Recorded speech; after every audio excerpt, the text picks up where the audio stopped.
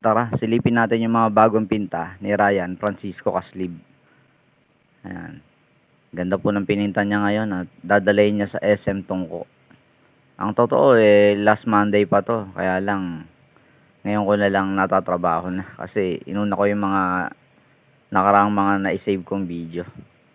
Pero pagmasdan po natin yung bagong pinta niya, napakaganda. Ayan. Ganda talaga ng mga pinta ni Ryan. Yan, dalawa to Yan, isa pula. Mukha pa rin ng babae, may ibon.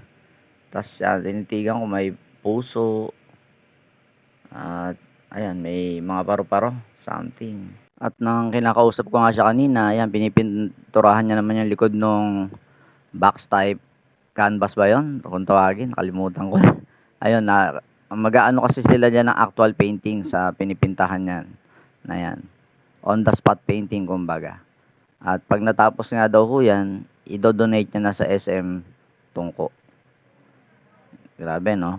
Ito nga ho palang kulay pula na to ay nagkakahalaga ng 15,000. Kaya 15,000 dahil medyo maliit to. Pero pagka lumalaki, mas tumataas ang presyo. Kaya yan, titigan lang ho natin. Napakaganda, no? Iba talaga yung kamay ni Ryan Francisco Caslib. At ito nga hong medyo malaki na to ay nagkakahalaga to daw ng 35,000. Kaya sa mga interesado magpapinta kay Ryan Francisco Caslib, you can contact me at 0960-855-1177. Kaya ngayon, titigan natin ng malapitan yung mga nakadetalye sa pinta niya. Yan. Minsan kasi pag tinitingnan natin yung painting lang. Pero minsan pala, may mga kargado pa pala to ng mga ganyan detalye. Mahilig ako sa mga painting. Wala nga lang tayo pampagawa. Kasi alam nyo naman, pag painting, talagang medyo may kamahalan. At talagang mga may perang tao lang halos ang makakapagpapinta ng ganito dahil alam nyo na, nagtatricycle lang tayo. Wala tayong sapat na kakayanan para makabili o makapagpagawa ng ganitong uri ng paintings. Oo nga pero okay lang. Ay, mga bago mong trophy nasa taas? Oo, okay lang.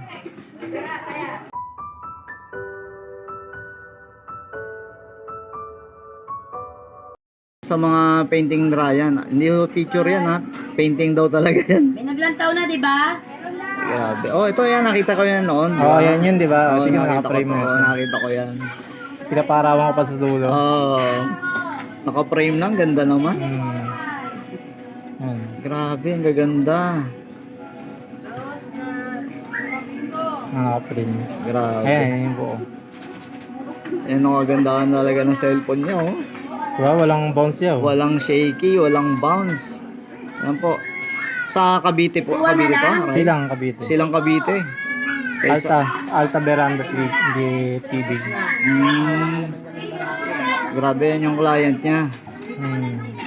Eh di sa bahay nila may painting ka rin. Meron. Hindi lang dyan sa resort nila. Meron. Ganyan Painting sila ko kaya naman doon yung ano nila, garden nila. Grabe.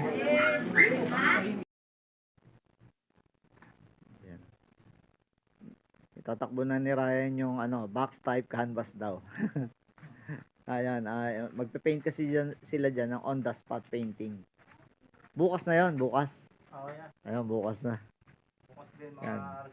mga Gamit ang Mio Sporty, yan, itatakbo niya na ngayon ng SM Tungko. Sayang, hindi ako makakapunta ron sa event dahil wala akong budget. Kailangan bumiyahe. Yan. Yan, good luck na lang kay Ryan. Sana mabili, no? Oh, yeah. Pagka ganyan kalaki, magkano abutin yan? Hindi ko lang alam. Depende sa design. Magiging ano yata ng SMT. Depende sa design. Ganun. Ito kasi magiging... Pero babayaran niya sa'yo. Hindi. Ganun. Parang token namin sa kanila. Parang tumulong sila sa amin na magkaroon ng exhibit na free. Ganun ba? Tontuwa sila niyan. Ang ganda niya. Laki. Ayun, for free na pala nila sa SM Tungko to. Dalawa yan. Ang kapatong. Anong tawag? Bagong in-stretch? Ayun, meron pa siyang ganun.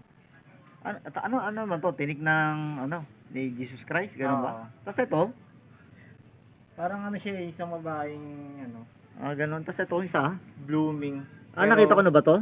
Yan, nakita Ay, ko. oo, yun na yun. Oo. Yun yung videoan ko nung nakaraan. Oo, yan. O hindi sila magkakagasgas yan, ganyan? O lalagyan mo pa ng sapin? Ah, hindi na. Yun, dami niyang dala. Meron pa yan. Ah, meron pa? Meron pa daw. Ito, nag-fine arts to. Ah, sa estudyante mo yan. Ah, ano? Ano design? Bungo? Gagamba yan yan. Ah, gagamba pala yan, sorry. Oo nga, gagamba pala. Pag ganun pala ang tingin. Akala ko bungo eh. Gagamba pala. Gagamba siya. Tapos yung isa, Ay, hindi ko na nabuksan di ba nabuksan? Okay, okay lang. Oo. Ay, nandami. Nakatali lang. Okay lang, okay. Ah, alam niya rin na i-exhibit mo eh. Bukas yan, gano'n. Oo. May trabaho lang siya. Nasabay lang. Kaya ipahasabay. Angel.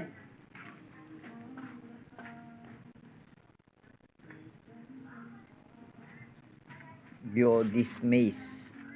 Mase ba o maze? Ano? Gio Diezma yan eh. Diezma. Ah,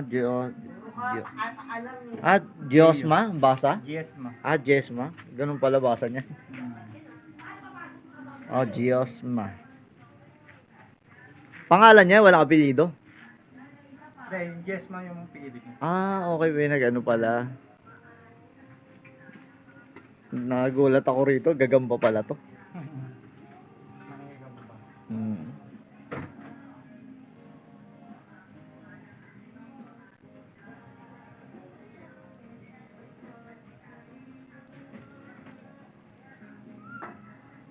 So yun, kauwi ko lang galing sa pamamasada ng tricycle at ito nga, nabutan ko si Ryan na nag-empake para sa exhibit nila bukas sa SM Tungko.